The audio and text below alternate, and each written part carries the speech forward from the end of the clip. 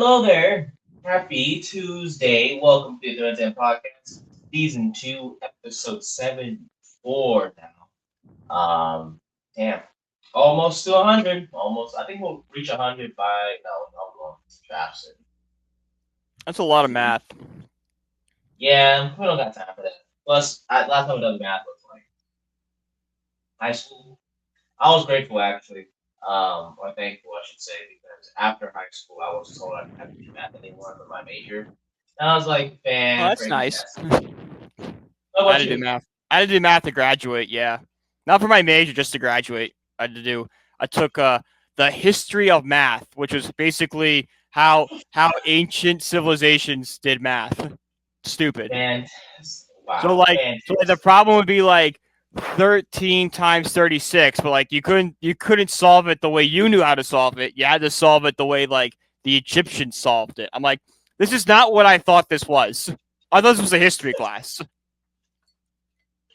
You would think it's called the history of math, so you could like learn what That's what people like I thought like we were learning about like where these different like theories, like where the Pythagorean theorem came from. I thought we were gonna learn about like what like not how to do it, but like where it came from. That's what I thought we learned. No, we're learning how to do how ancient civilizations did math.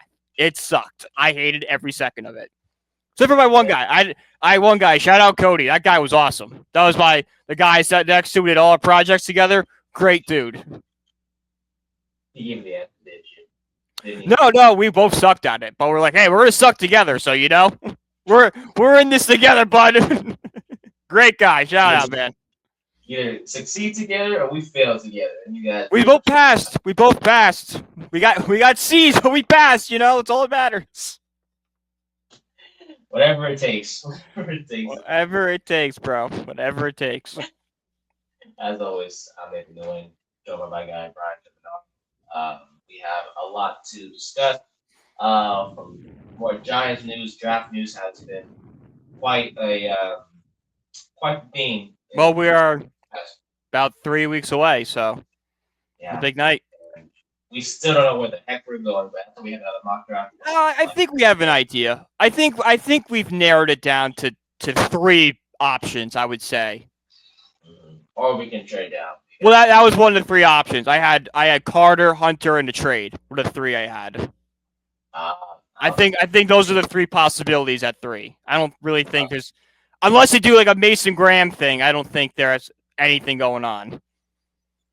I was told yesterday by Jerry Plum of the Florida Gators podcast it'd be the most Giants thing to get Jackson Dart at 3. Oh my God, it would be. I almost lost my crap. I like Jackson Dart, but I like him in the second round, not the first. I don't like him at all. Like if we pick him at 34, I could be like, all right, whatever, that's fine. I don't like him at all. I don't know. He's literally Daniel Jones 2.0, but no one wants to listen to me. So I'm like, I guess. But we'll cover some Giants news, Giants headlines, I guess, to get things started, and we'll talk about some MLB as one player got paid quite a bit of money recently, and will be on this team for the rest of his career. Not as much as this guy did. Hey, he's not a generational talent. That's why. Oh no, he's not. This is what a generational talent looks like. There's some people at our company that don't know what generational talents are. This is generational talents. Call people out on this beautiful morning here in the West Coast. East afternoon for you, but West Coast for me in the morning. So, you're I forget what the word is. I can't think of it. If I can think of it later, I'll say it. But you don't let things go. No, you're gonna say stupid stuff. You're gonna don't write checks you can't cash. That's a good one. There you go. If you're gonna say the Mets pitching is gonna cost them a playoff spot, and the Mets had the best ERA 10 games into the season, you're gonna eat some crow. Damn, not bad. Especially if you're led by a guy who's never been a starter before the season. It's not bad. Not bad at all. Mm-hmm. And then later on in the show, we'll talk about some draft as the Gators won the championships with Rex and all of the Utah Huskies from basketball as well. Right now, I will, to the day I die, if UConn can pull off that round of 32 win against Florida, they are three-peating. 100% agreed. Mm. 100%. I will go to my grave going, if they could pull off that victory, they would have enough momentum to go all the way for that three-peat. Florida was just too good. Florida was just too good. And it showed last night. Florida was just too good. Down 12 at one point in the game, came all the way back. Clayton was, I think, Walter Clayton Jr. his first basket didn't come until like the 8-minute mark of the second half, which is insane. But they pulled it off. I had Houston in the under, and I at that point, like when there was like 5 minutes left, I was more worried about the under. I'm like, Houston's got this. Let's just make sure they don't go crazy scoring here. Mm-hmm. Well, they struggled. Yeah. They were all the way back, and we'll talk more about that game later on in the show for sure. But just heartbreaking to them because they played well on the ball, and they played extremely well in the tournament as well. Just to not even get a shot up at the end of the game, which is insane because of the time I had. But we'll say that later on. Along with other headlines that we'll discuss as well. But make sure to like and subscribe to this video. We appreciate it. We're on our way to 500 subscribers. That's our first goal for the YouTube channel. And you can follow us on our social media for all things podcast-wise. But without further ado, let's get started. First headline for the show, more Giants draft news / headlines. After reports from Colorado's Pro Day, because literally all the Giants, pretty much. The entire front office was there. Yeah, pretty much. All like 13 Giants contenders were there, led by, of course, Joe Shane and Brandon Brown, but also our head coach, Brian Dable, which is shocking because literally on Thursday we were like, oh, Brian Dable is doing Pro Days. Well, he was there at Colorado's Pro Day. But that is a big sign. I thought it was a big sign because in the past 2 seasons, with Dable, or past so far 3 seasons with Dable as the coach, he has attended 2 Pro Days. One of them in LSU last year, and 2022, when we drafted both Malik Neighbors and Kayvon Thibodeau respectively. So it was a pretty big sign that Dable was going to go to Colorado to see some guys there. Shadur Sanders being one of them, Travis Sanders another. There's another process as well. And by the way, shout out to Shadur Sanders for being an outstanding leader during that Pro Day. I know, like, oh my God, Nate, your love for Shadur Sanders is showing again. Hey, you know what? I'll give you a positive Shadur Sanders thing because I think I've been more hard on him. Ian Rappaport was on the Pat McAfee show this week, and he said that this may have been a few weeks ago. I saw it last night.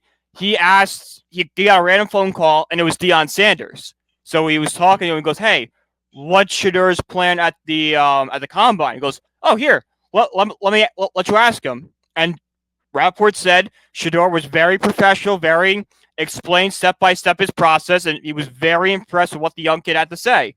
So, hey, that's, if people have been questioning maturity, that's a sign that, hey, maybe those concerns are overblown a little bit. Yeah, a little bit. I think the narrative is way too, like you mentioned, overblown, and, he's not, from a guy that wears hat backwards at the combine, went through his interviews to, the way he acted this season. Yeah, I get it. But then again, this guy is just, he's full of confidence. Yeah, it's confidence. And he is a professional, man. I mean, he cares about his teammates. That's what he did there at the combine because he wanted to bring attention to the Pro Day and to his teammates because, not just that he has Travis Hunter, but he has Will Shepard, Jimmy Moore, guys like that deserve attention too. Especially those last 2 guys that I mentioned. Those are pretty solid wide receivers that will be going in the late rounds. And by the way, Sanders, he did pretty well at the Pro Day, I should say. I think he was 57, 63 for whatever. His arm looked good, so whoever says arm is weak, you can suck it. Because he has a guard, and throughout his college career, he showed the arm. I.e. the game literally. Who did they play in the rain? I'm trying to think. Was it Baylor? I think it was the Baylor game where he was rolling left and throw a Hail Mary to the end zone and go into overtime. That was from the game. Yeah. He hasn't been on him, so I don't know what people are saying about him. He hasn't had a weak arm. But regardless, Dable was at the pro day. We saw Travis Hunter meet with Dable and Shane during that pro day as well. By the way, he did the pro day without gloves on, and specifically ran routes. So, well, that's the funny part was, because 4 hours before there was a report that he wasn't participating in pro day, and then he was like, I'll do it. I'll do it with no gloves on too, because why not? He's like, fine, I guess I'll work out, but he only worked out as a wide receiver, nothing more. And well, like I think that's just to build his stock as a receiver. I think a lot of teams like him as a corner and only see him as a corner in like wide receiver specialty. I think Hunter is trying to show teams, let me do both. I will succeed at both at the NFL level. And he can do both. He definitely can, but it's just like, would you rather have 10 years of him as a good corner or 5 years of him as both? I think it's what's coming down to right now. Well, he was asked about it, Travis Hunter, during an interview.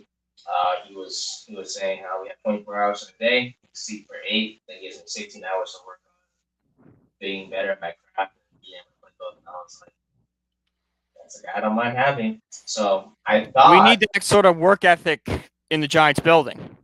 Exactly. Like that is a culture setting type attitude.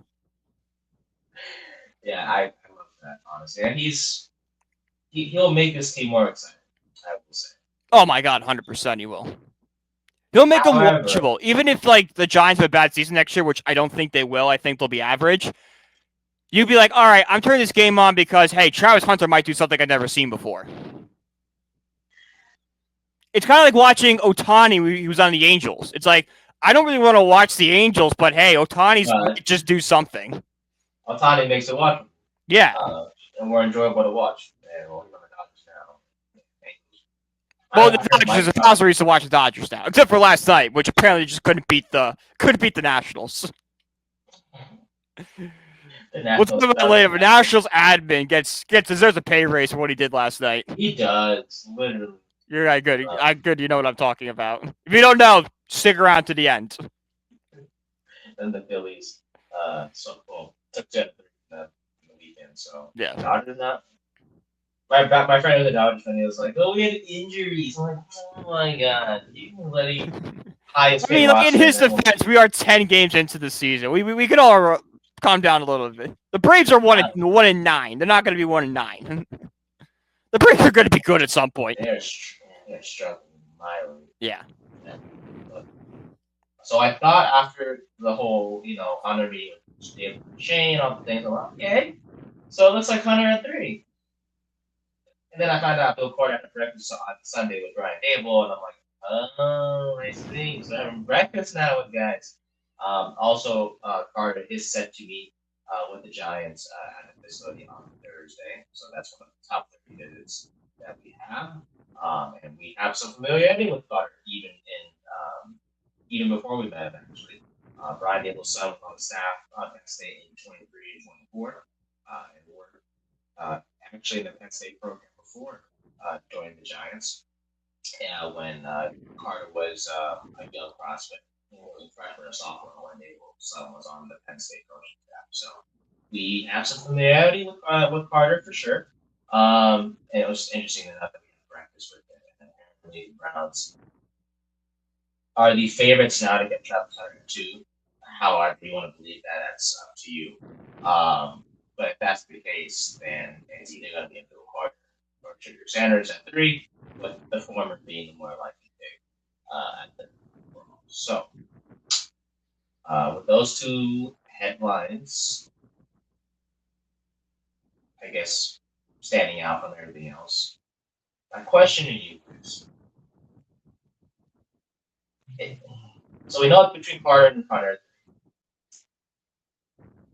Do you feel like Abdul Carter is more of a luxury pick than a need? Yeah, I would say probably more of a luxury pick because you turned an already good pass rush into one of the best in the NFL. And it also it gives you insurance in case Kayvon Thibodeau can't live up to the expectations we all think he can. All right, because we know what Brian Burns is, we know what Dexter Lawrence is. Kayvon has put up good numbers, but if you watch him game in and game out, he does disappear out there. If we get Carter, well, a pass rush of Carter and Burns will be unbelievable. And that also takes the pressure off Kayvon, so maybe he can get some better looks and get more active game in and game out. It turns the whole defensive line into a much better unit, which, as we just saw in the Super Bowl, can win you big games. Again, the Eagles pass rush got to Mahomes, and the Chiefs can't do anything whatsoever. So if we can do something like that with Carter, that's great. But then, so you think about Carter, so he's a luxury in your opinion. But what about Jefferson? Is he a luxury pick 2? No, he's more of a need because there's still that secondary still is questionable. All right, we still don't know if Deonte Banks can play in Bowen's system. We think Travis Hunter is athletic enough that he can be a quarterback 2 day one, no matter what. So he similar to how it's similar with Kayvon, but Banks is a gigantic question mark and does not have the stats to back it up. If we draft Hunter, we know, okay, our secondary is stable no matter what Banks gives us this season. But you could also argue that Thibodeau is a question mark as well. Thibodeau is a question mark, but I think he has at least numbers to back it up. He's had double-digit sack seasons before. His sack numbers are high. He just doesn't have the consistency where Banks is just struggling. Yeah, especially the last couple of years. His rookie season was not that bad. No, his rookie season was good, but then he got out of Wink's system, and he was drafted specifically for Wink's system, and then he struggled. Banks has played in several different Kayvon's played in several different systems and has shown flashes in all systems. The problem is he's just not living up to that 5th overall pick right now. He's a good, he's basically, his role right now is a really good version of what Azeez Ojulari gave us last year, where he's kind of like the rotation guy coming in on plays and doing numbers. It's just if you're the 5th overall pick, you have to be like at Myles Garrett level where you are game in and game out being a game wrecker, which Kayvon has not done yet. Abdul Carter can be that guy. And I hope he is. I hope he is too. I like Kayvon a lot. I do. He's one of my favorite takes out of the 2023 draft. For us to do 2 first round picks and for us to get him at one of them. That made me excited for the future. And outside of that first season as a rookie, he hasn't really done much to impress me whatsoever. We don't know if we're going to pick up the 5th option yet. It's still to be determined. So Carter's a luxury to you. Hunter is more of a need and a luxury as well, or in comparison, I should say. So what do you do now? I would take Abdul Carter at 3 if he's there because because in our division we have 3 offenses that can be up, one of the best in the league. We've already seen with Philly, it's amazing. We've already seen Washington has the ability to be a top 5 offense again this year for years to come. And Dallas is such a wild card because you don't know what Dak Prescott is going to do and what Brian Schottenheimer is going to run. Like we saw it a little bit last year, but is it going to change with the new OC? And now he's the head coach. So because of that, we need to hit the quarterback and hit him fast. And I want as many guys blitzing and trying to disrupt Hurts and Jane Daniels' time as much as possible. So that's why I would throw Carter in there. So I know for a fact I got Burns and Carter. They're going to hit that quarterback. Well, you say this secondary is a question mark, so you believe enough in Banks that we get Carter. I believe enough in Banks. I like what I saw his rookie season and think he can build up to that.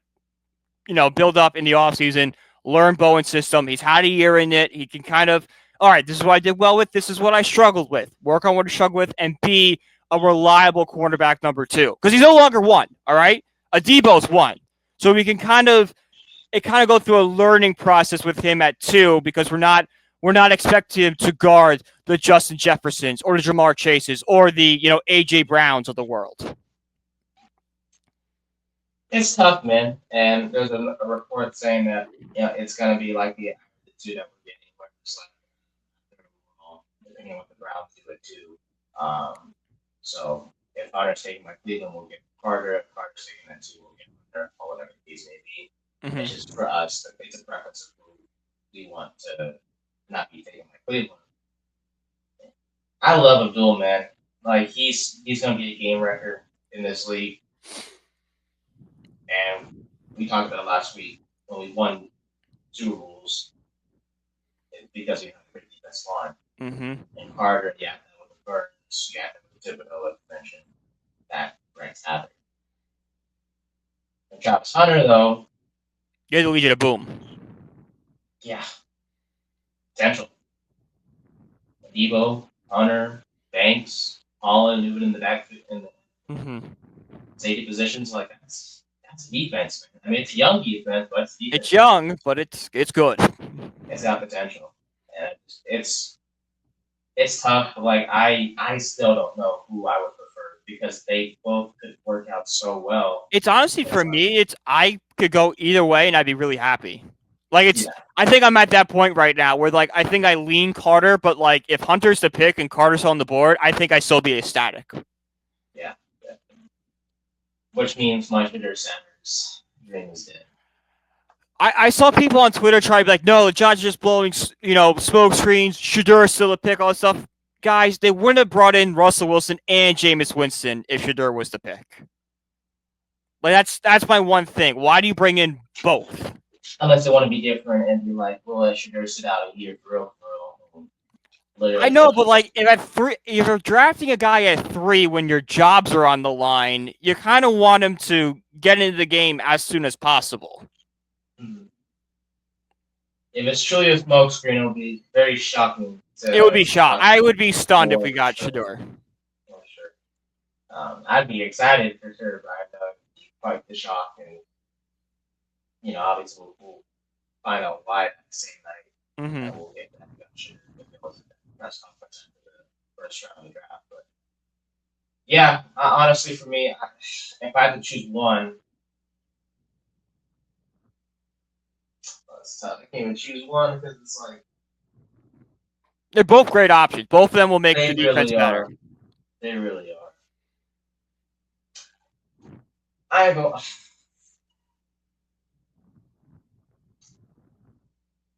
go Hunter. I think 2-way player solves any secondary concerns that Banks is. I don't know.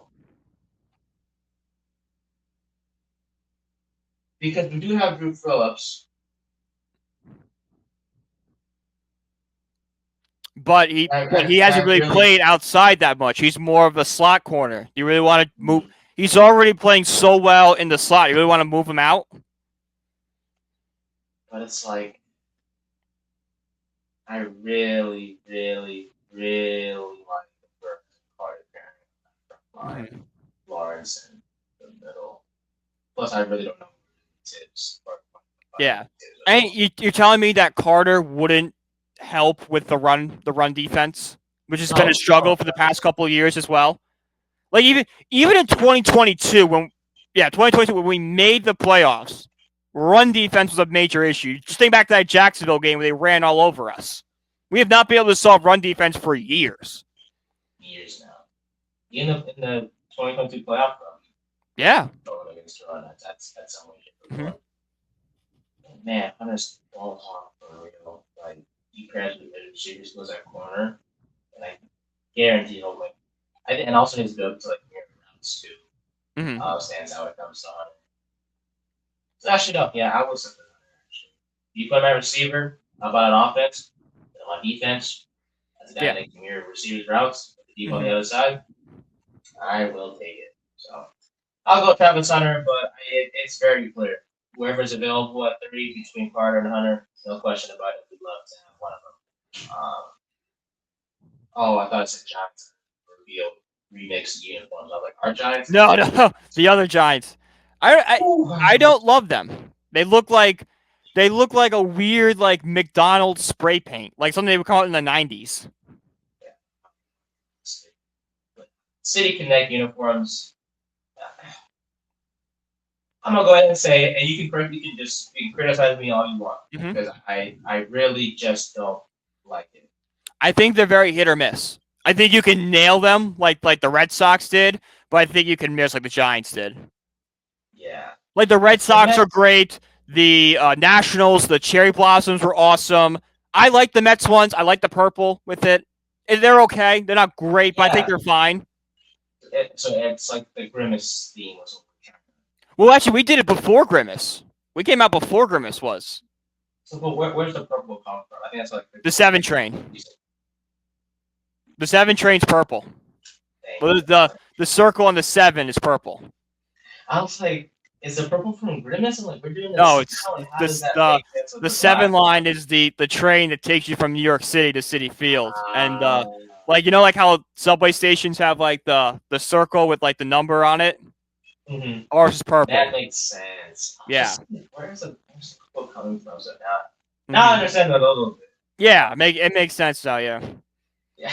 But I think going forward, and when the Mets eventually revamp the City Connects, we'll see more purple. Not just because 7 line, but there's going to be a nod to Grimace in there. Grimace is just ours. All right, Mark Pientos is wearing Grimace cleats on Saturday. Yeah, Grimace is yours now. Like McDonald's. Just sell. You're not using them. Give it to us.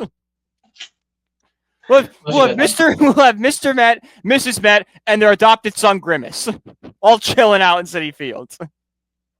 Plus your nephew does because he fixed it. What's up? The Rizzler. Oh my God, the Rizzler. Yeah, he threw the first pitch for you guys like 2 days ago. And it's a high no plate, dude, trying to distract the pitcher. Oh my God. They kept showing him on the broadcast, and I'm like, I would pay anything for Keith Hernandez's opinion on this kid. You guys are interesting to say the least. For some reason, have I been sounding low this whole time? A little bit. Wow, because my mic was connected to the wrong thing. Oh, there we go. I didn't even sound clear this whole time. So my apologies for the audio issues, everyone. But in terms of top 30 visits for the Giants, so far there's gonna be more. It seems like unless this is the list. But Cam Ward, Shadur Sanders, Quinshon Judkins, Ollie Gordon, Elijah Arroyo, the tight end, Marcus Meebow, the offensive lineman. Actually, he's a guard to be exact. And then Judkins and Ollie Gordon are running backs. Those are guys that we have on the offensive side of the ball that are going to be top 30 visits. On the defensive side of the ball, we'll have Abdul Carter, Shamar Stewart, who's another defensive end, Joshua Farmer, who's a defensive tackle, and Siobhan Revel Jr., the cornerback from East Carolina, on a top 30 visit as well. All right. Yeah, interesting prospects. I love all of them. Never heard of Meebow before, but he comes from Purdue. So, that's not a great sign. No, Tyrone. Purdue was 0-10 this year, all right. Yeah. Hey, last year though, Purdue was what Notre Dame used to get all their anger out after the NIU game. Like, we'll lose NIU, we're gonna put 66 on Purdue. Like, where was this last week, guys? We could have used that against a team if we took one touchdown from this game and put it in this game, we still win that Purdue game by 50, and we go undefeated to the national championship game. Hey, but that game set the standard. It set the standard. Tone, it changed everything. I would not trade that loss for anything. I think it's the most. It might arguably be one of the most important losses in Notre Dame history.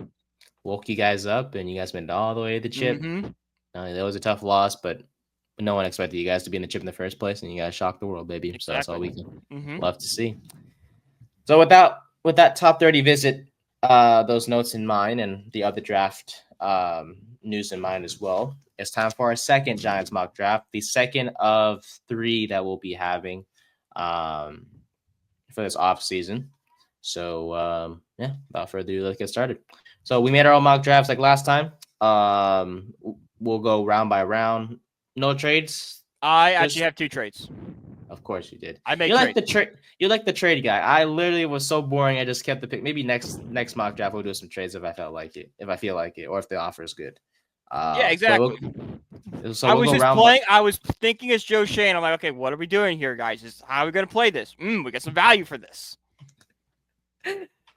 You're thinking like a true GM. I mean, we both obviously did for the mock draft, but I did one mock draft, and I just did it for fun a couple days ago. Yeah. At 3, the Jaguars offered me the 5th pick, a first-round pick next year. They offered me 2 firsts, 2 seconds, 2 thirds. I'm like, done. Hell yeah. Mm-hmm. Do you remember who you got? Travis Hunter still fell at 5. Not why? Wow. What? Well, It was crazy. I think I changed the entire offense with that trade, and we still have it. It was draft day. It was legit draft day. Franchise altering move is what I made. But there was a meme the other day where it was like, do you guys remember who Bo Callahan's agent was in the movie? And I saw it was. I was like, I saw it on the rewatch. I'm like, oh, so that's why I didn't go to the 21st birthday party. Yeah, it now. makes so much sense. If you watch, I think if everything that happened with Diddy is horrific, if there's one thing that came out like looking better, the movie Draft Day might have actually gained some points from this. Because like, oh, okay. If you just think of it as that's Diddy as his agent, everything now makes sense of why he didn't want to draft Bo Callahan. It all makes sense now. No one wanted to come to the parties, man. I understand. Well, if hey, you see who's associating himself with? Total sense. I'm not going to that. Hey, makes so much sense for me. I tell you that. Oh man, that was a heck of a meme. So shout out to that person who. That was hilarious. I saw that. I keep every time I see it, I laugh because I'm like, that movie now might be good because it makes sense. Yeah, it makes sense. It's like why didn't Sonny Weaver Jr. want Bo Callahan? He knew what was going on. He knew the entire time. Devontae Mack, no matter what. Devontae Mack, no matter what, because the quarterback is going to be some deep stuff soon. Yeah, deep is the key word there. Just kidding. Anyways, so we'll go round by round. We'll give a short reason why we picked the player, and then we'll go from there. So we'll start with you, my friend. Did you keep 3? I kept 3. Okay, so who did we go with at 3rd overall, round 1? My goodness. We went with Abdul Carter because Cleveland, both quarterbacks went 1-2, so I had my pick, and I went with Abdul Carter. Same here. Yes, Abdul Carter was the pick as well. We can both agree, no flaws. He's fast, great counters, elite bend on the outside. I don't know. There's the only flaw with Abdul Carter is that he hasn't been an edge rusher for that long.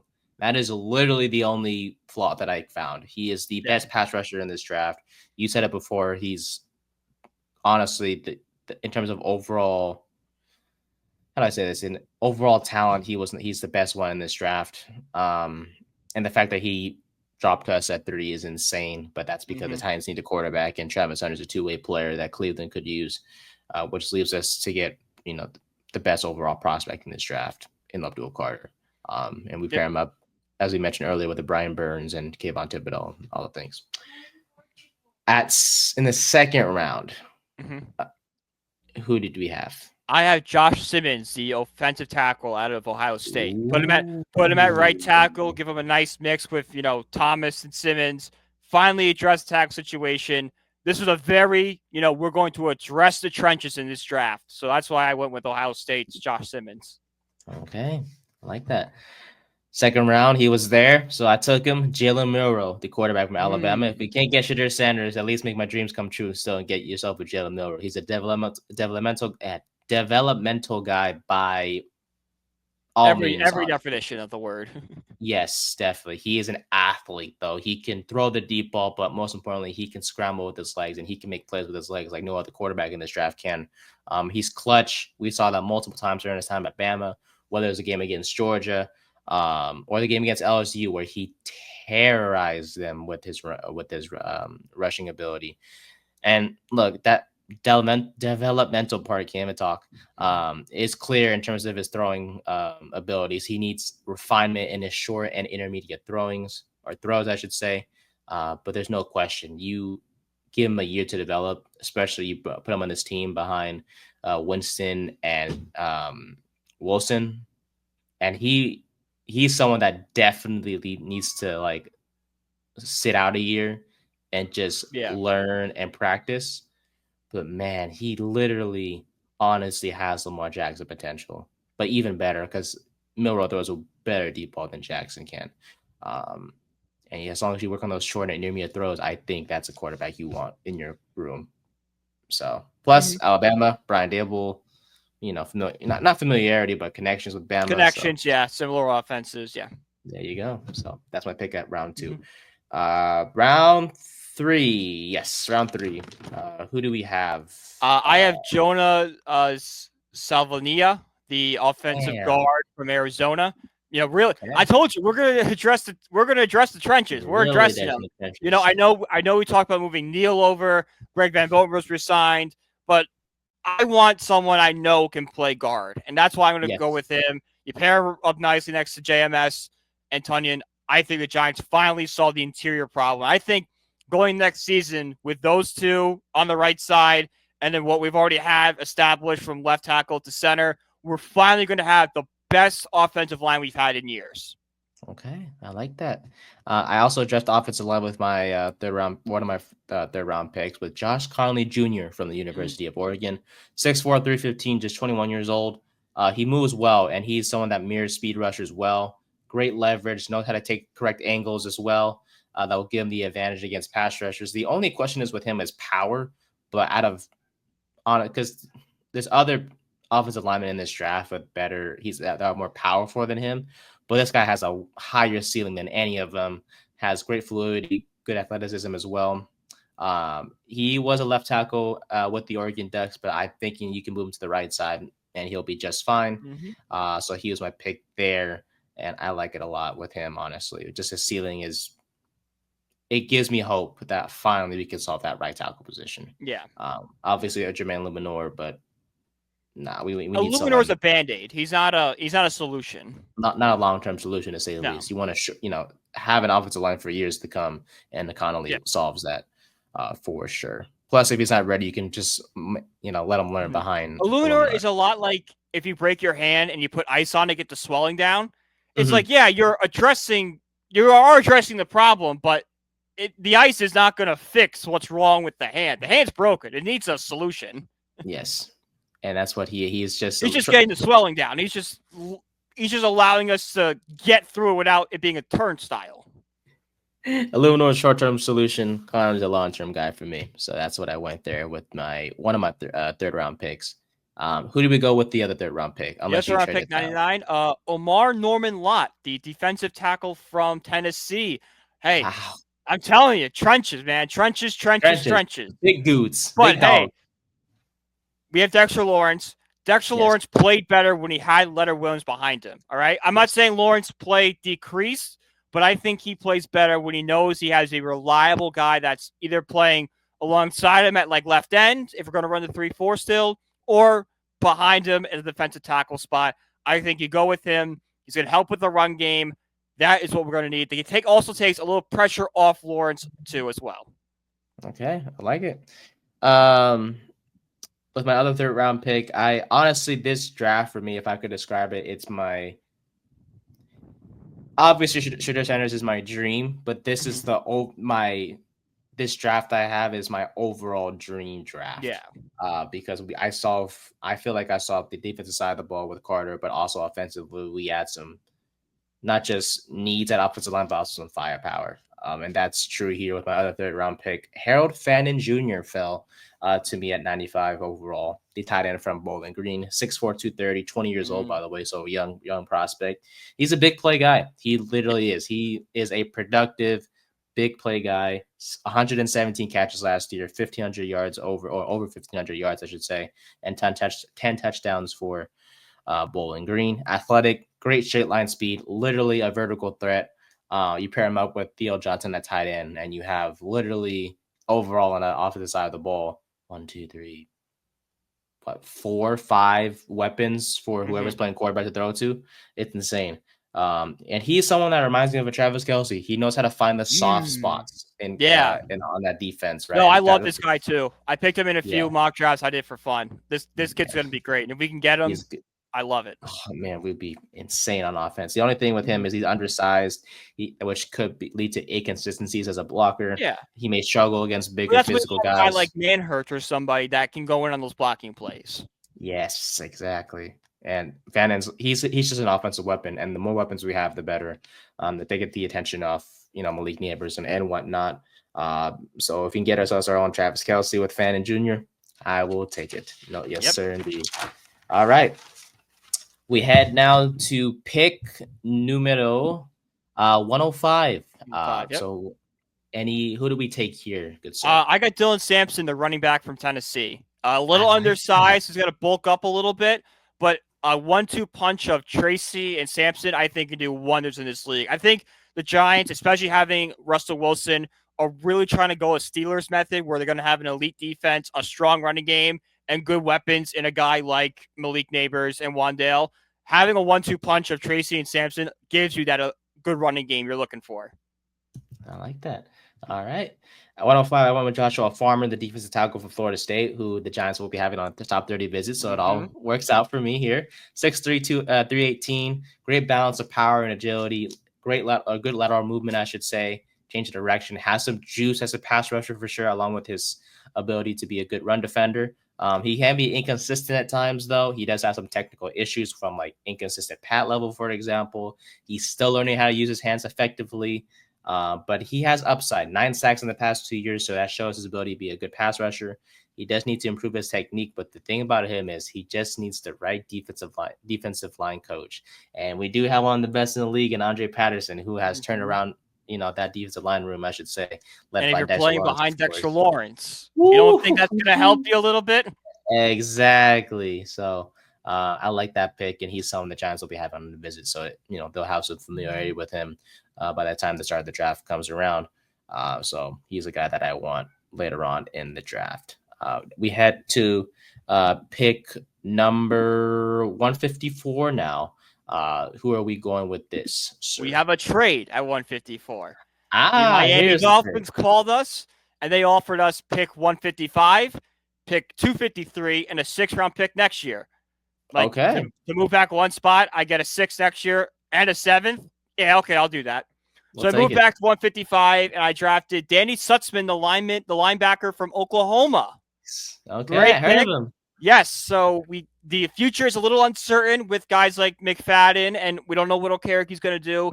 I say we get a little depth to that linebacker room and get someone that we can develop to potentially take over McFadden's spot if we deem him too expensive to keep around for next season. I like that.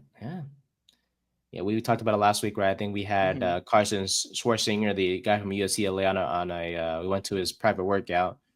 Because really we don't know what the future holds. Like, are we gonna keep Okereke after this year? I don't know.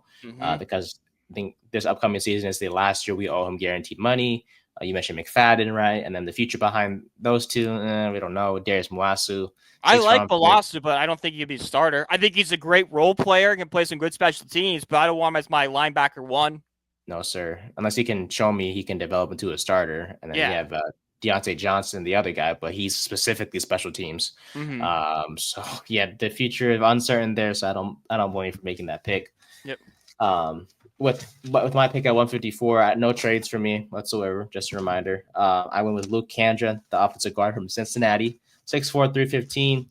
He's a guy that's also has some good lateral movement to him. He can flip his hips well.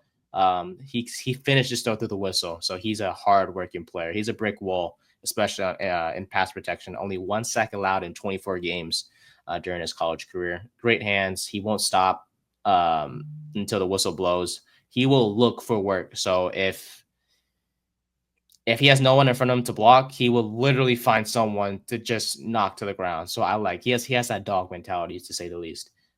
He does have some issues. His hand placement can drift to the outside, which leads to, I guess, more likely holding calls during play. He does have limited experience outside of right guard, so not much versatility. He does struggle to redirect at times. He's going to be a backup to start, no question about it, but he can develop into a quality starter, with his processing speed skills, his speed in general, etc., but just needs to work on redirecting guys and just working on his hand placement. But he's a dog, dude, and that's a guy that I want. And we're still, the trenches are very unknown, especially on the offensive side of the ball. If we haven't fixed that issue in forever. So building through the draft, especially late in the draft with Kandra, and just adding depth at this point in time was the key for me. So, all right, I pick number 219. 219 now. I traded back up. I traded up in the draft. So this is the other draft. Okay. So the website's hard. You can't trade future assets. You only can trade what you have in that draft. So I had to trade all three 7th round picks. I don't think the Giants would ever do that in a million years, but just to make this work, I had to do it. So we trade off 3 7th-round picks. We're back at 215, and we pick the quarterback. Little biased here, Mr. Riley Leonard from Notre Dame. Oh, I think he is. Listen, this is a guy that has great leadership, can be a good culture guy, needs some development time.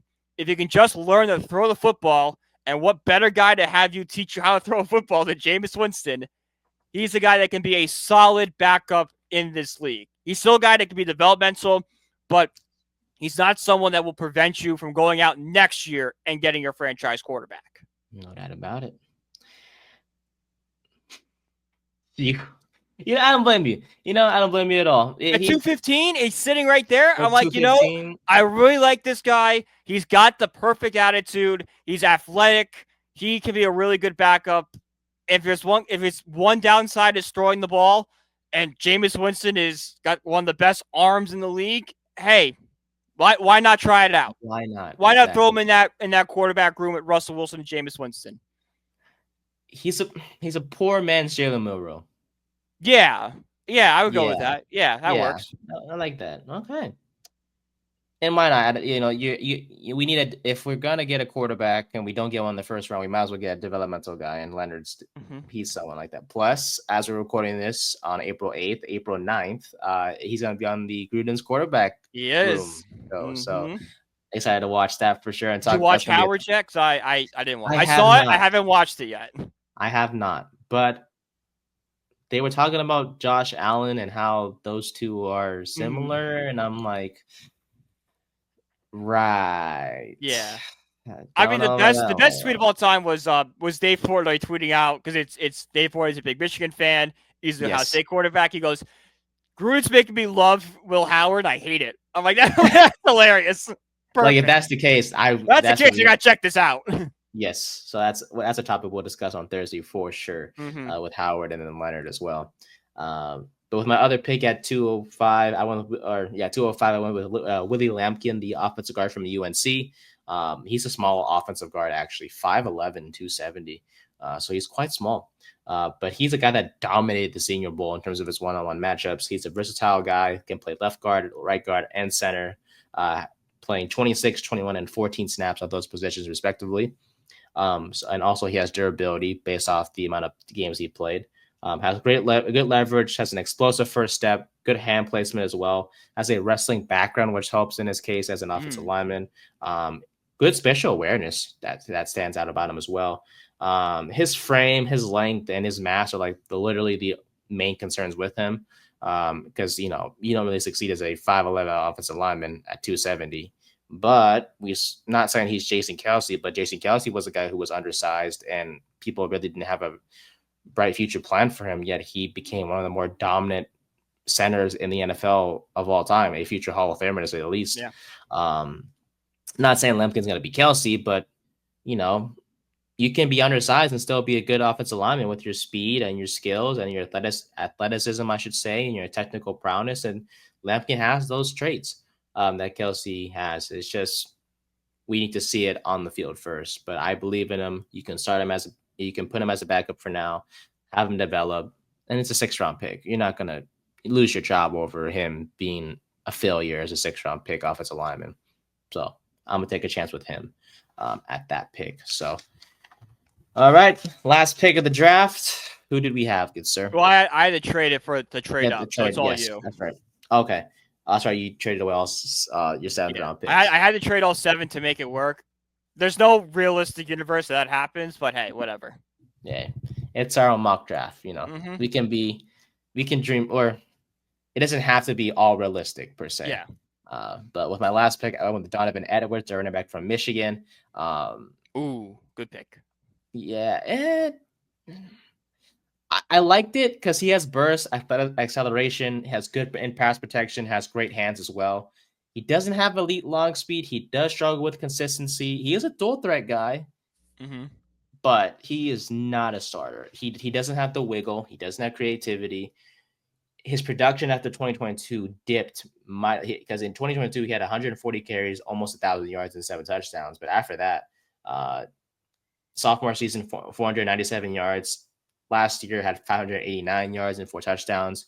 He struggled to be the lead back at Michigan, especially last year. I think Kalel Mullings was the guy who took over. And to keep in mind, Edwards was the cover athlete for NCAA Football 25. Yeah. So take with that as you will.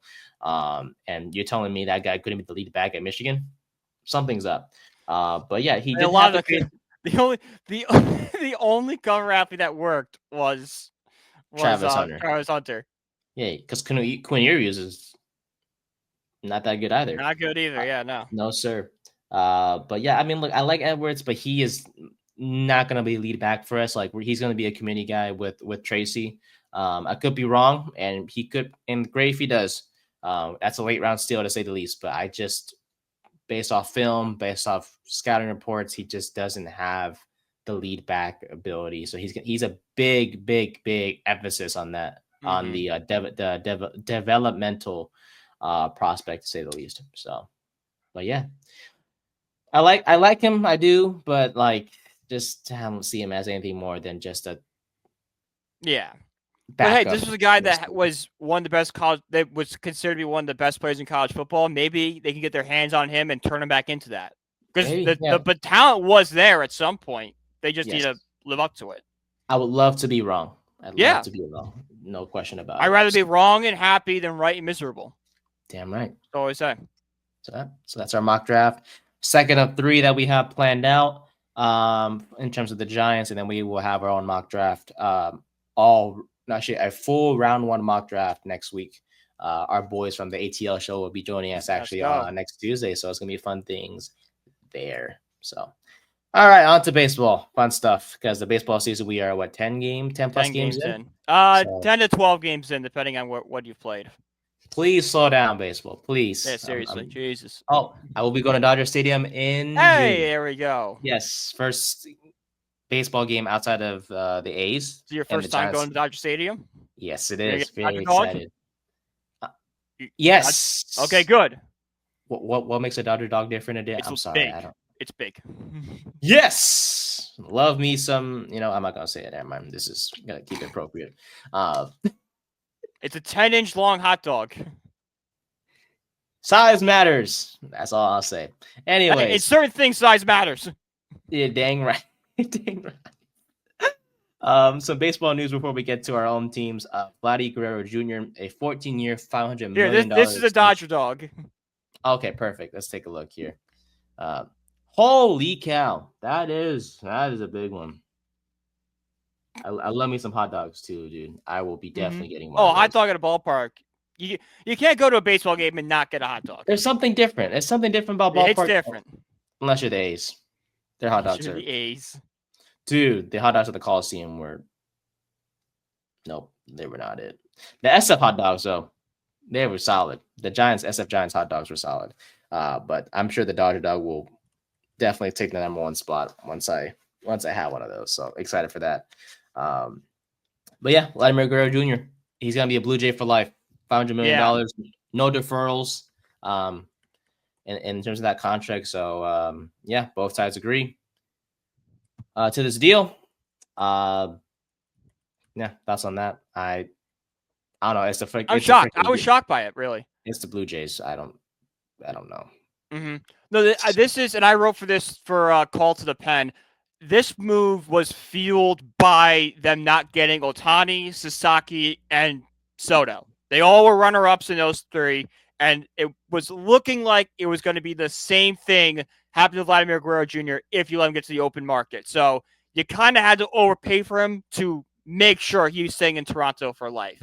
It's an overpay, but it's a move Toronto had to make in order to give them something to build around, give the fans some hope for the future. Yeah. The bigger question is, what does this mean for guys like Bo Bichette? Is he going to get an extension? Or is he going to get traded at the deadline if the Blue Jays are struggling to try to get some sort of package? Do you see him getting an extension? I think the smarter move is to trade him if he's playing well and try to get prospects to build around Guerrero. Okay. Because that's everything. You got Guerrero for 14 years. He's the face of your franchise. It looks like Toronto is on the verge of a rebuild, or at least a retool. They have to do something. And Guerrero is the guy they're going to build around. trading a guy like Bo Bichette might land them somebody to give Guerrero like his second piece that he needs. Okay. I'm not gonna lie, it's Toronto. I'm not really. I mean, it's good for Guerrero, got his money, and they have their franchise guy. But it was worth pointing out because I want to get your thoughts on it. But yeah, for me, I could care less. Mm-hmm. My team already sucks as it is. Okay, we can't win a game at home. You can't win a game at home, and you can't stop scoring runs because every single time a game is played in Sacramento, the over smashes. Yeah. Literally, the safest bet is just to go to over in terms of over. Whoever They just keep hitting. Damn right. Heartwarming story from the MLB. 5 years ago, catcher Yohel Pazzo was living out of his car, but he was promoted yesterday by the St. Louis Cardinals to replace Ivan Pereira, who is going to be out on IR for a few weeks. And Mr. Pazzo hit a home run in the 8-4 loss to the Padres. So shout out to a guy who's gone through some hardships in the past. Yeah. Got his second chance at MLB or in the major leagues, and he's look to make the most of it as he will be the starter at catcher. Speaking of hardships, did you hear the Jared Durant story? Yes, a little bit. Yes. That's truly heartbreaking. Yeah, dude. Thank God that gun did not go off because Durant is such a talented athlete, and it'd be just an absolute tragedy had he be cut short like that because of his own demons. It's okay not be okay, guys. Go get the help you need. Hey, mental health is important, man. Mental health is super important, man.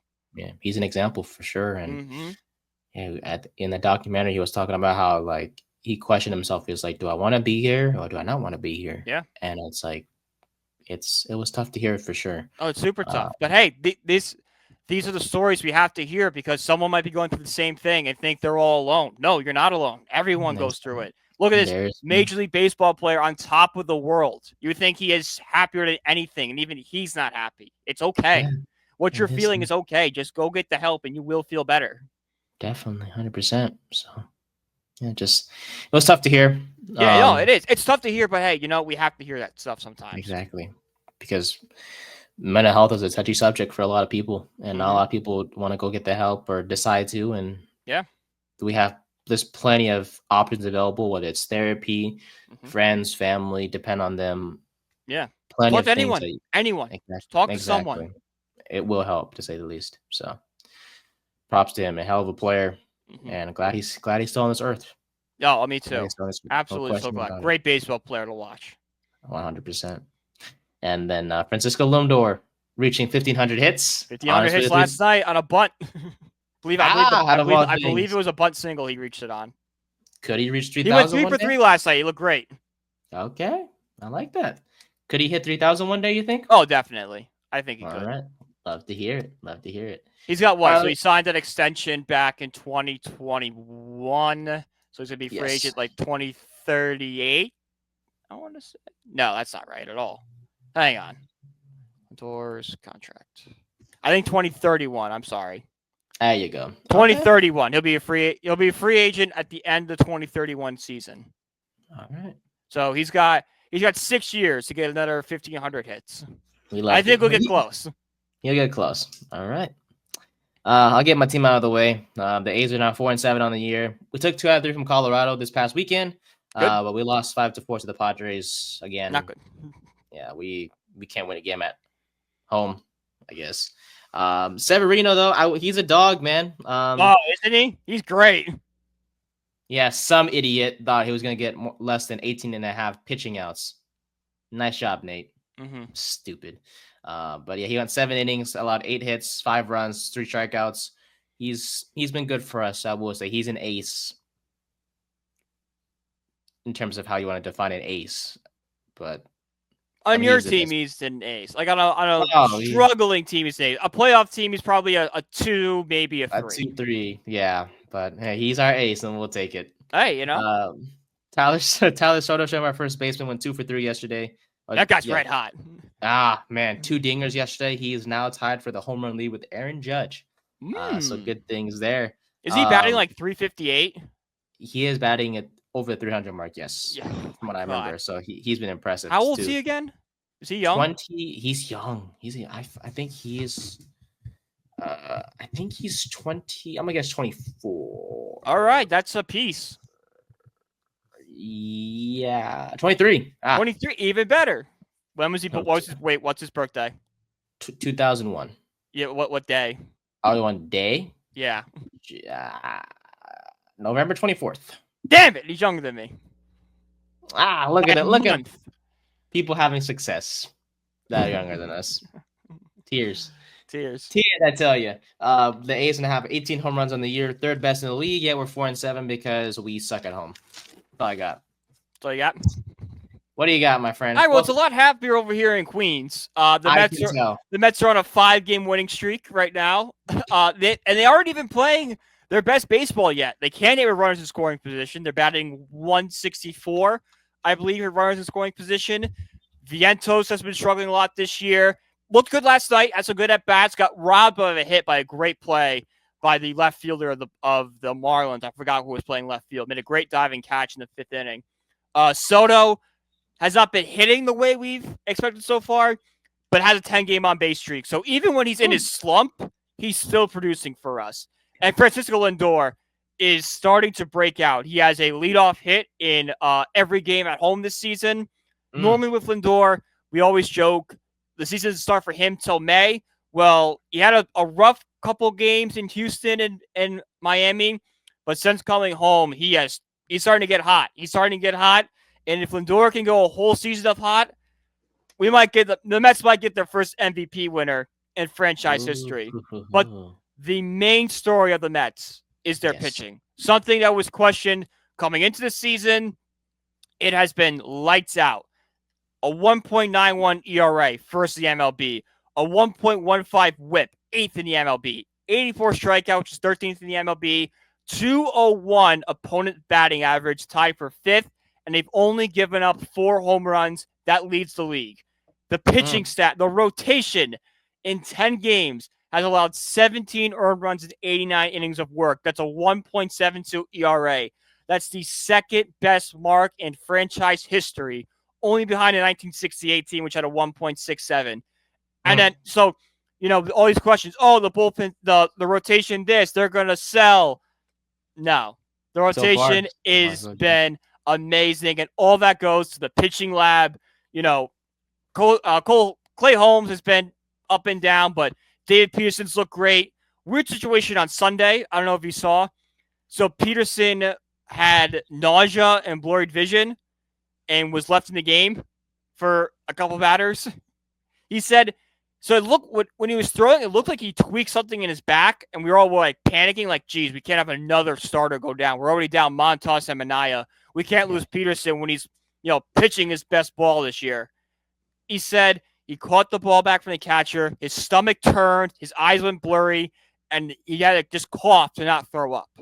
So super scary situation, but at least it's something like that and not like a lat strain or like a back spasm. It's nausea. Should make his next start, I believe, against Oakland. Against Sacramento, I believe he'll be making a start. So that's coming up this weekend. 3-game series, Mets and A's, Friday, Saturday, Sunday. And the bullpen's also just been lights out as well. A 1.19 ERA. It's been a complete strength. Brazaban and Max Kranick has come out of nowhere to just be multi-inning eaters, pitching the 6th and 7th innings. Jose Budo's also been pretty good. Everything's just good right now in Mets land. Even when the strength of the team is the hitting, even when they're not at their full strength yet, they're getting it done. And they are right about to get hot. Lindor's hot. Lindor's about to get hot. Soto's just about to break through. Viento's about to break through. Alonso is on fire right now. And Nimmo's got to work on a few things. But if all that happens, and the bottom of the lineup has to start hitting, all right? It has to. It's struggling. If all that happens, the Mets are going to be dangerous. Oh, you'll be hitting all right. Oh, we'll be hitting all right. In Sacramento, that's like going up to Coors Field. Shut up. Shut up. Well, the schedule was announced for Friday, Saturday, and Sunday. We had the pitching matchups yet. JP Sears versus Griffin Canning on Friday. Joey Estes versus David Peters. Estes? I thought he got demoted. Maybe not. Well, fantastic. Joey Estes versus David Peterson on Saturday, and Luis Severino versus Kodai Senga on Sunday. Sevi. We get to see Sevi on Sunday. So we'll be taking 1 or 3 from you guys, which is a Sunday game. No, you'll see Senga. Did you see Senga last night? Senga threw 77 pitches of no hit ball, of no run ball. Ghost folk looking dangerous. Never mind. Just get the brooms. Anyways. Where's the brooms out? It'll be a low scoring game. I'll give you that. I think that might be the first game to go under at Sacramento. But I think Kodai Senga is going to make A's hitter look silly, especially a young team not seeing a ghost fork like that. It's going to be bad.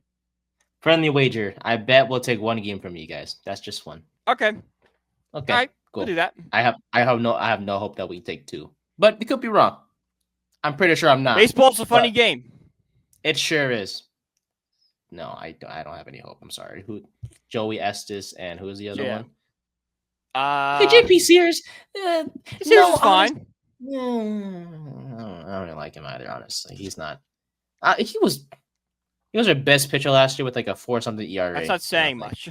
That's not saying much at all. But to add to that Mets point real quick, as we head towards our post-game / around the world sports segment, Citi Field set the record for most fans ever in attendance for a weekend series, 121,771, which included yourself last week. So good things there. How was that Mets game, by the way, buddy? By the way. Oh, I don't know. I didn't get to it to the 7th inning. The traffic was that bad. No way. We hit the Whitestone Bridge at 1:15. We didn't park the car till 4:30. Traffic and then major incompetence by the Citi Field parking staff. Bro. So Mets, fix your parking situation. It's bad. One thing wrong with the Mets is that. The parking situation. Yeah. I'm sorry. It was terrible. God. I'm on the phone with the Mets right now trying to get something. I've been playing email tag with them all week. Has it worked? I've gotten 1,000 points in like the Mets rewards program. That gets me a free popcorn. But to get the free popcorn, you have to go to the game. So they better step it up and give you like. I'm like, can I at least get like maybe some of my money back? I spent a lot of money to watch 2.5 innings, and largely in part because your employees were idiots. Yeah, and you left at a good time. I left 3.5 hours before first pitch. And you still didn't get. That's beyond ridiculous. Yeah. You left early and you still could get there. That's ridiculous. Mm-hmm. Yeah, they better give you a ticket or something. Or like some money back. I asked for a ticket. They said they couldn't do it. I'm like, all right, I'm going to Dave Wright's retirement game in July. Give me a free parking pass so I can guarantee myself a parking spot. Exactly. Just give you something at least. Give me something that's not a free popcorn.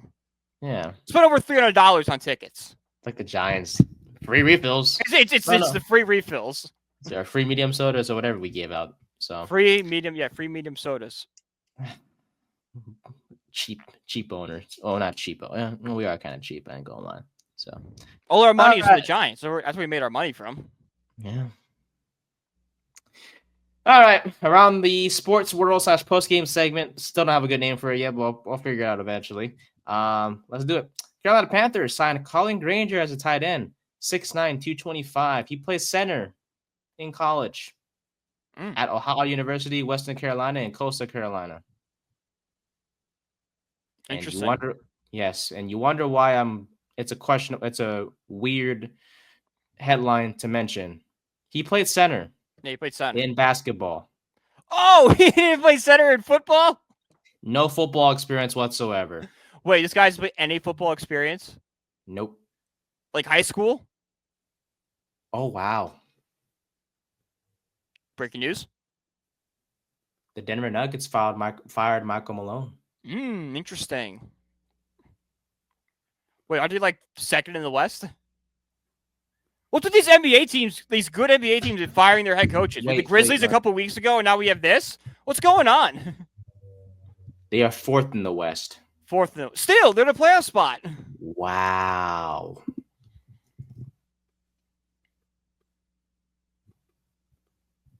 Well, that's crazy. David Adelman will take over. Yeah, until they can hire a new coach. Ooh. Yeah, I can't wait to study this more a little bit. Yeah, And talk about it more on that's a weird Thursday. one. That's a weird one. Oh, damn, that was interesting. That's worth studying more a little bit later on. Yeah. But that's breaking news there. But yeah, Colin Granger, 6'9" player in basketball, no football experience, and Hey, athletes. good for you, Carolina. Good for you, man. Good. You know what? I hope you guys have success because Bryce Young is such a good dude, and he deserves the world in Carolina because they need help. They need, what do they need? They need offensive linemen. A new owner. Oh yeah, they need a new owner. They need some receivers because Leggett is not. It's just, he's like the only guy. Thielen is washed. Why do they not sign Tyler Lockett right now? He's old. He's not even that good. But give him something. Give Bryce Young somebody. There's better options. I think they have the sixth pick in this year's draft. Yes, so they can get McMillan out of Arizona. Good pick for them. I will go with McMillan. No, 6 is Vegas. They might have 7. Was Vegas. They might have Jets is 7. 8. They might have 8. They might have 8. Ah. They have 8. They have 8. Who did my mock draft take? I downloaded all the images from the mock draft. I only downloaded mine. I can't even see who my guys took. Will Johnson was who. Well, that's what my mock draft took for them. Yeah, the that's corner not bad. from Michigan. Oh, they could use help defensively. J.C. Horn and Will Johnson. That's a second. It's on my secondary. Right. Yeah. Let's see what else. Wes Welker joins Cliff Kingsbury's staff in Washington as a personnel analyst. Yeah, good for him. Some familiarity here. Welker and Kingsbury were teammates back at Texas Tech. So that's not fun. Yeah, a reunion of sorts. Welker was the Dolphins receivers coach from 22 to 24 recently, so he joins the Commanders now over there. The Jags exercised fifth-year option on Trayvon Walker, so he was going to be owed $14.75 million in 2026. Still a bad pick. Really? Aiden Hutchinson was right there. Yeah, but I mean, Walker has quietly been. I'm not saying Walker's bad. I'm just saying Agent Hutchinson. We're going to have Trayvon Walker, Agent Hutchinson. I'd rather have Hutchinson. Everyone say Hutchinson. Yeah, but Walker, I mean, he's been quiet. No, Walker's just bad because of what they could have had. Walker's good. It's just they could have had Hutchinson, who's a better player. True. Statistically, it doesn't say that, though. True, but, come on. Hutchinson's the heart and soul of the Detroit Lions right now. Yeah, that's a good point. Yeah. I don't know. I wonder if Jags fans regret that move. They definitely regret that move. Okay. Well, you say so. Walker, 20.5 sacks for the past 2 seasons compared to Hutchinson's 18.5. Yeah, but even though Hutchinson is making him more of a name for himself, Walker has quietly developed into one of the more great pass rushers in this league for sure. Mm-hmm. So shout out to him for getting his 5th-year option picked up. Teron Armstead, for a former left tackle of the Dolphins and the Saints, announced his retirement. Played 12 seasons in the NFL, including a 2018 All-Pro year. So shout out to him for having a long NFL career, and one of the more better left tackles in this league has now departed. Cal Bears donors refuse to fund the football team until Ron Rivera has full control of the team.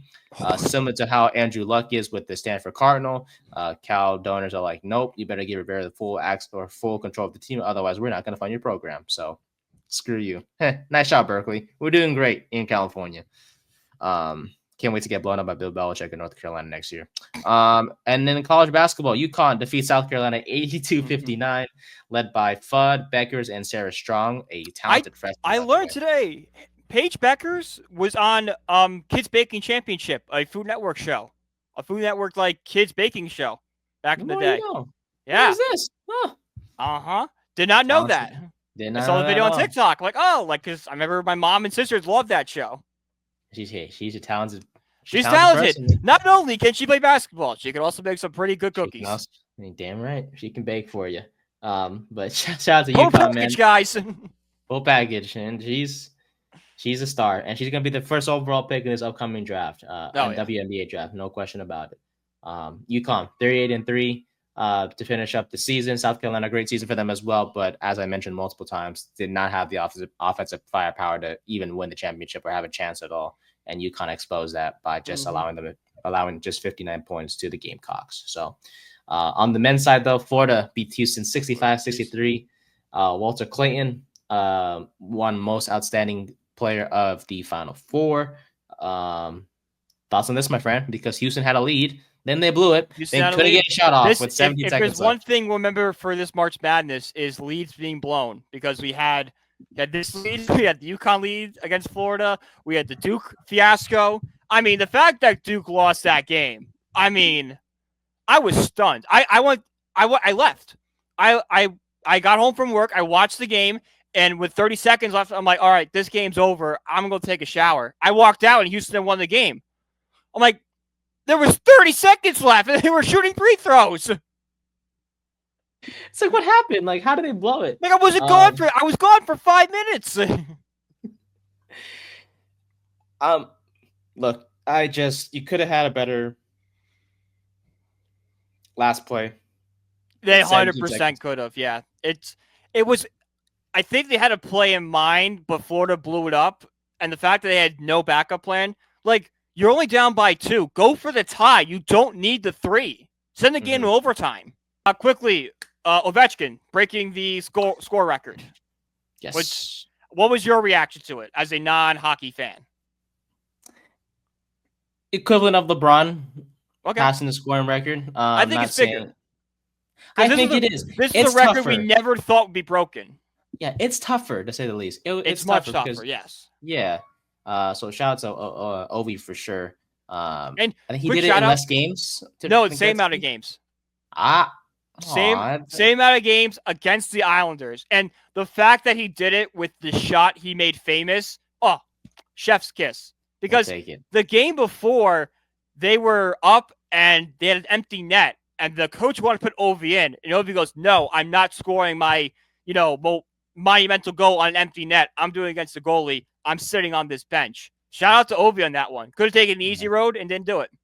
Yeah, it wouldn't be as meaningful, I guess, on an empty net. Because people could have taken away from it. You can't take away from that goal because it was almost as perfect as you can make it. Mm-hmm.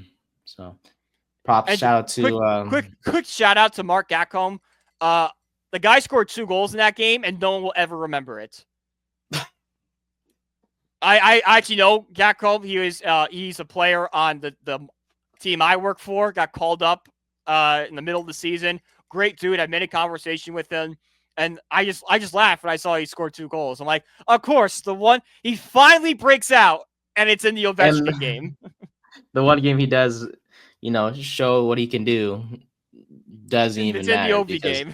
Yeah, It'll be an insane trivia. It'll be an insane trivia question one day. Who was the Islander that scored 2 goals when Ovechkin broke the record? Mark Gacom! I will say the fact that they stopped the game to honor that. Mm-hmm. I love that. Yep. I know that obviously the game matters and everything and whatever the case may be, but the fact that they stopped there for like cool, but that's a moment that will live forever now. Like that is, like we said, that record stood for 31 years, and many hockey fans and sports fans in general thought no one's touching what Wayne Gretzky did. And here's Ovi. Ovi did it. Ovi did it. So 900 goals is also reasonable. I think there's enough games. If he plays one more season, it's a lock. How many games are left? There are, I believe the Capitals have like 5-ish left. Okay, so a goal per game. Get it done. Mm-hmm. But yeah, props to him, man. That's a record that, like you mentioned, was never thought was gonna be broken. Well, hey, that's why you have guys like Ovechkin defy history and stuff like that. So we'll skip Pickle for today because I don't know how long his wife is gonna hold up whatsoever. But we covered a lot today regardless. We did a Giants mock draft. We discussed some baseball stuff with my A's, who are ass. But the Mets are doing quite well themselves. Thursday we'll preview our series that we have coming up with you guys. Yep, that's Thursday. We'll combine the Flushing Faithful for whatever you're calling your A segment. Just straight. Okay, I was gonna say. Oh, there you go. I like that. And you could do A and the apostrophe. What's the hat? Exactly. Where's the hat? You gotta buy the hat now. I know. I should get that. Oh, I don't know if they even sell it anymore. They don't. It's on I guarantee you it's on eBay. That's cool. Yeah, probably good 70, $80. No, I'm sorry. New era. Was it New Era that made the hat? I think so. They messed up bad. That was whoever came up with that got fired. Oh yeah, 100%. So yeah, I gotta give me some Ace hats in general, man. I will say I'm out of stuff. Or it might be some Philly stuff. Maybe it's just bad luck I'm wearing Ace things. You know, that's why we probably suck because I'm an Ace fan. Every team I root for is trash anyways. Yeah, well, your stupid Phillies are trying to steal the Mets magic. They had Ronald McDonald out there throwing out the first pitch. Like, hey, leave him alone, okay? That's our thing. We do the McDonald's mascots. Well, you have a Grimace. We can take Ronald McDonald. You want to take the creepy clown? Have fun. Not with me. Have fun with Pennywise. I'll sit over here with my big purple monster. Yeah, I would say kids would be more scared of a clown than Grimace. Yeah, Grimace has a dumb smile. He's like got the waves. Like every kid would love Grimace. Just be terrified if Ronald McDonald just walked. Those commercials were so creepy. Like the girl playing with the sprinkler, and Ronald McDonald just shows up. Like if I was a parent, I'd be like, "Why is there a clown in my yard? Give my children McDonald's." Good point. Yeah, well, I'll take Ronald McDonald and can we see like the Hamburglar or something? Like someone cool? I don't know. Hey, at least they have something. The A's don't got nobody except Stomper the elephant. You know, like Stomper? Stomper's cool. He's an elephant. The team sucks. They do suck. Well, you know what? There's no happiness in Sacramento, okay? Yeah, they got the Kings. We can't win a game at home. We can't home. Swear to God. Somebody's ever regret beating your condo. It's like a hotel room. I regret being an A's fan sometimes. I'm not gonna lie to you. But we discussed that today as well. And then we ended it with some other sports news across the world. And then we'll bring back Pickle on Thursday when my Wi-Fi wants to be stable. Yeah. So. But you know today was a Met player. No, really? I don't know. I'm just saying. Like the one day we don't do it's going to be a Met. We'll find out. We'll do a post-game show. Well, we'll do it off-air and see who it is. And we'll talk about it. We'll tweet out if it was a Met player. If not, we'll do like the Catholic Church with the smoke. Like it wasn't a Mets player. It wasn't. But yeah, overall, you can follow us on social media. Brian at BrianPG1016. You can follow me at Nathan_124 and our podcast page at Third and 10 Pod on Instagram, X, YouTube, and TikTok as well for clips. It's not a Met. Who is it? I don't know. It's just not a Met. Okay. I just did Juan Soto. Yeah, it wasn't a Met. Well, we'll watch it be an Oakland or a Sacramento A or whatever you want to call themselves. But yeah, we'll be back on Thursday. Hopefully these are. We'll figure it out. It's not one of our favorite teams players, so we'll take it. Yep. We'll talk more on Thursday. We have actually defensive line rankings, I believe. Yes. We might do D-line and linebacker because the draft is coming out. So I want to do D-line, linebacker, and probably corners next week too. Right. So we'll go with that. So yeah, we'll see you guys on Thursday with more of our draft. It was Wilmer Flores, the former New York Met. Oh, there you go. That counts. As the guy that cried at shortstop, Wilmer Flores. Oh, okay. God, I miss him so much. Why did he cry again? Because he got traded. To who? Well, he was supposed to get traded to the Brewers for Carlos Gomez. Trade fell through. He stayed. Hit a walk-off home run that Friday. Oh, he was happy. During 2015. Happy tears. Got it. Well, no, he was sad because he was getting traded and the trade fell through. Yeah, so he had to stay. So happy he got tears. To stay from tears to cheers. Fantastic. Yeah, I wouldn't want to go with the Brewers either. Well, actually, no, I'd rather stay with the Mets and the Brewers. I ain't gonna lie. Mm-hmm. I don't blame him. So, all right. We'll see you guys on Thursday. We'll talk more there. But yeah, thank you guys for your support as always, and we'll talk soon. Peace.